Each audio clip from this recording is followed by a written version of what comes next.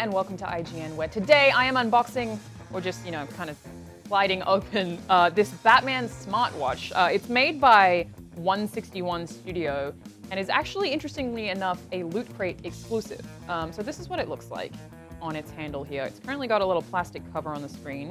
If I just peel that off, and then you turn it on. There are 4 different designs you can choose for the faceplate, and the thing that I like the most is that it has exercise systems worked into it in the same way as other smartwatches do, but it does a cool job of tying it into the Batman universe. Like, one thing is you have to reach a step goal to catch the Joker. Or there's a patrol reminder that tells you you've been sitting down for too long and you need to start patrolling. So it does have a lot of really cool, nerdy exercise features.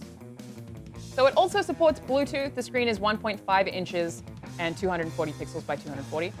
It has a G sensor, a microphone, a speaker, haptic output, and basic smartphone support like time, a phone book, messages, notifications, a remote music player, a remote control camera, and anti-loss detect. And it also supports iOS and Android. So you can connect it with your phone to make sure that everything is on track, and you can actually track your step goals through an app as well, which is really cool. So yeah, this one is a Loot Crate exclusive, and it starts shipping March 1st, and is definitely the highest price point for any individual Loot Crate item, which I think is really, really cool. But mostly just love that they made exercising a smartwatch Batman related. That's pretty much the best, and a very good way to get me to stand up to do patrols every 30 minutes or whatever it is that you're supposed to do. So for more info on this one, check out Loot Crate. Thank you guys so much for sending it to us. We think this is such cool tech. And for everything Batman, stay right here on IGN.